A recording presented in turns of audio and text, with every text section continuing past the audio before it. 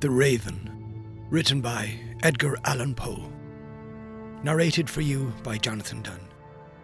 Original publication year 1845. This work is in the public domain.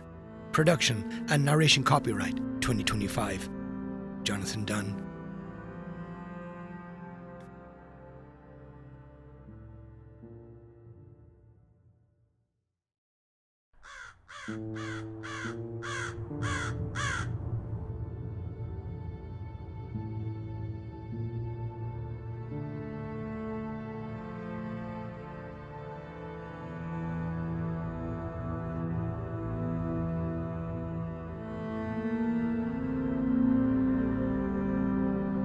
Once upon a midnight dreary, while I pondered weak and weary over many a quaint and curious volume of forgotten lore, while I nodded, nearly napping, suddenly there came a tapping, as if someone gently rapping at my chamber door.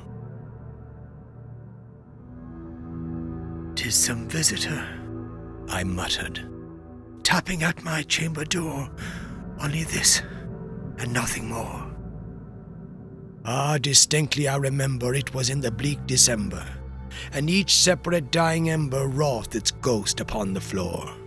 Eagerly I wished the morrow, vainly I had sought to borrow from my book's surcease of sorrow, sorry for the lost Leonore.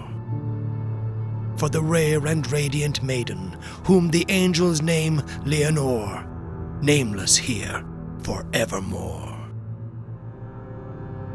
And the silken, sad, uncertain rustling of each purple curtain thrilled me, filled me with fantastic terrors never felt before, so that now, to still the beating of my heart, I stood repeating, "'Tis some visitor, entreating entrance at my chamber door. Some late visitor, entreating entrance at my chamber door. This it is, and nothing more."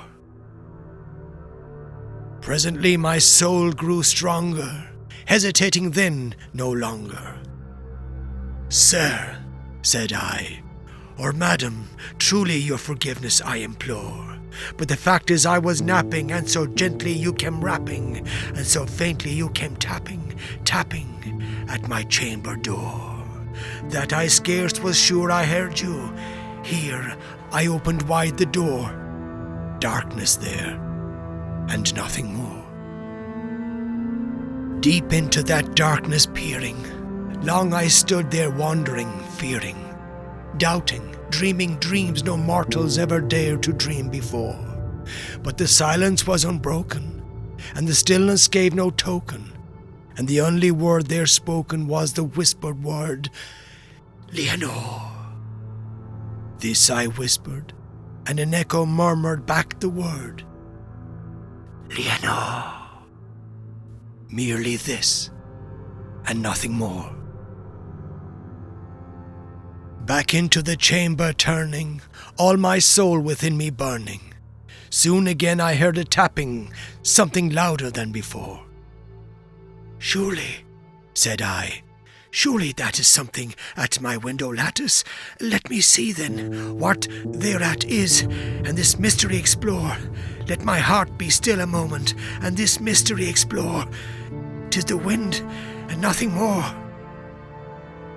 Open here I flung the shutter, when with many a flirt and flutter, in there stepped a stately raven of the saintly days of yore. Not the least obeisance made he, not a minute stopped or stayed he, but with mine of lord or lady, perched above my chamber door, perched upon a bust of Pallas, just above my chamber door, perched and sat, and nothing more. Then this ebony bird beguiling my sad fancy into smiling, by the grave and stern decorum of the countenance it wore. "Though thy crest be shorn and shaven thou," I said, "art sure no craven, ghastly grim and ancient raven, wandering from the nightly shore. Tell me what thy lordly name is on the night's Plutonian shore."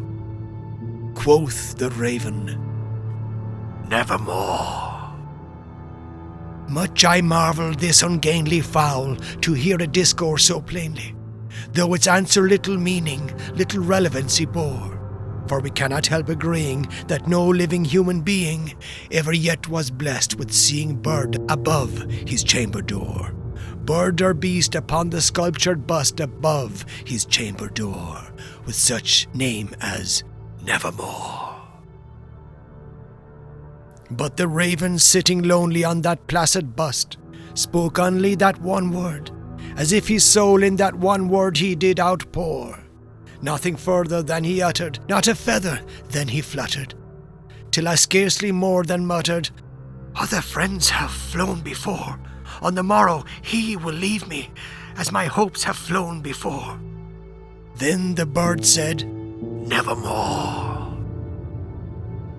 Startled at the stillness broken by reply so aptly spoken, "Doubtless," said I, "what it utters, it's only stock and store, caught from some unhappy master whom unmerciful disaster followed fast and followed faster, till his songs one burden bore, till the dirges of his hope that melancholy burden bore of Nevermore."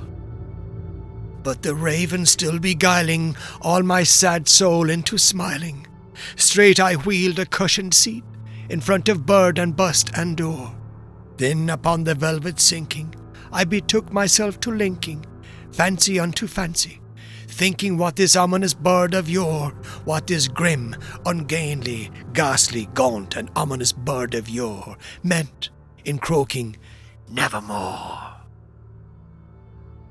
This I sat engaged in guessing, but no syllable expressing to the fowl whose fiery eyes now burnt into my bosom's core. This and more I sat divining, with my head at ease reclining, on the cushion's velvet lining that the lamplight gloated o'er, but whose velvet violet lining with the lamplight gloating o'er, she shall press, nevermore. Then methought the air grew denser, perfumed from an unseen censer, swung by seraphim whose footfalls tinkled on the tufted floor. "Wretch," I cried, "thy God hath lent thee, by these angels he hath sent thee, respite and nepenthe from thy memories of Leonore. Quaff, quaff this kind nepenthe, and forget this lost Leonore." Quoth the raven, "Nevermore." "Prophet," said I, "thing of evil, prophet still, if bird or devil, whether temper sent or whether tempest tossed thee here ashore. Desolate, yet all undaunted, on this desert land enchanted, on this home by horror haunted, tell me truly, I implore, is there balm in Gilead? Tell me, I implore." Quoth the raven, "Nevermore." "Prophet," said I, "thing of evil, prophet still, if bird or devil, by that heaven that bends above us, by that God we both adore, tell this soul with sorrow laden, if within the distant Aden it shall clasp a sainted maiden, whom the angels name Leonore.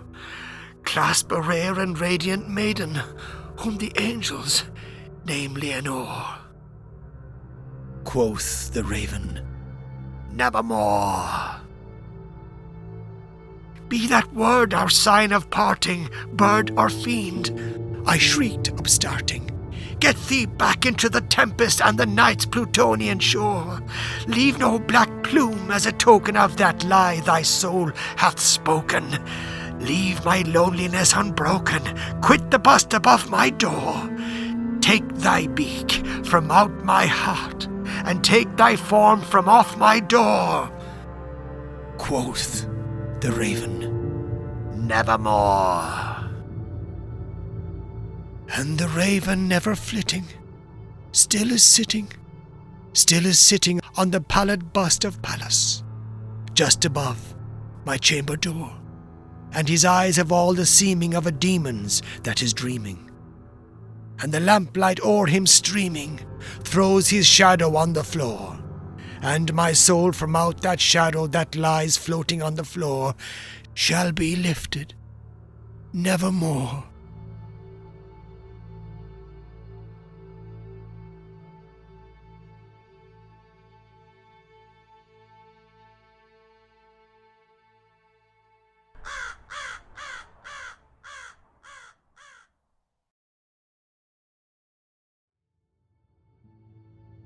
This has been The Raven, written by Edgar Allan Poe. Narrated for you by Jonathan Dunne. Original publication year 1845. This work is in the public domain. Production and narration copyright 2025. Jonathan Dunne.